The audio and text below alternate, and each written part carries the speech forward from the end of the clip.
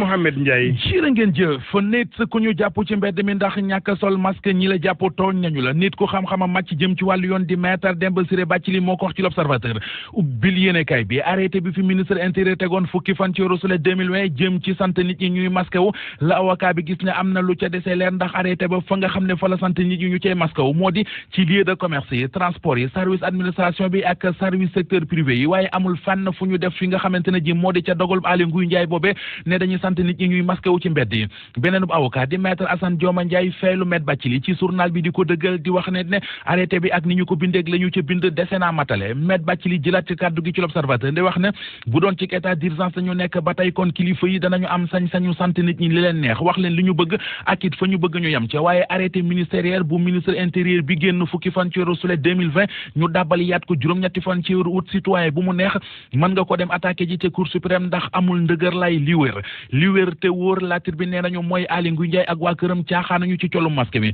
ndax week-end bii ñu génn rek police teg na loxo ci réew mi junniy doomi aadama ak ñeenti téeméer ak juróom-ñeent fukk yoo xam ne ñàkk solo masque la ñu leen jàppee ñii ci wata yi lañ leen jàppee ñii ci boutique yi ak magasin yi ña ca des fa ñuy defee sport journal bi boole ñi nga xamante ne ji mooy ñi ñenn ñi bañ a masque wu ci réew mi ndaje yi ñuy aaye am ñu koy def ba léegi ak it ñi nga xam ne woppi coronavirus gi yëgaluñu ko seen yaram moo waral mu gis ne ñàkku yar gi am ci réew mi mooy li ñu nar a jural musiba ci corona bi nit ñi ñi ngi wéy di dajaloo ci plage yi ca diwaanu Tambacounda moom ay gune yu fa bëggoon a football ñu aaye leen ko ñoo dem songi gendarmerie dëkk ba masque yi ñuy takkaloo nit ñi lii quotidien xëy na dañuy wax leneen lu am ci ginnaaw masque yi xamal nañu ne jaaykati masque yi waxatuñu dara jamono ji ne seen bambaa ngi maase ñu dajeeg jaaykatu masque bu leen ko dëggal di leen xamal ne njaay mi ngi dox ñu dox dem ci le quotidien mi ñu wax ne ñetti weer yi di ñëw ku yóbbu séntu woppi coronavirus yi mu def ci réew mi lu dara jarul ne ginnaaw tabaski gi ñoo ngi jëm ci événement yoo xam ne bu ca nekk faawu mbooloo dafay daje mu di gàmmu yi màggalu Tuubaa gi ak rentrée universitaire gi yéenekaay bi gis ne yooyu yëpp ay événement la yoo xam ne bu ñu ci jëlul ay matuwaay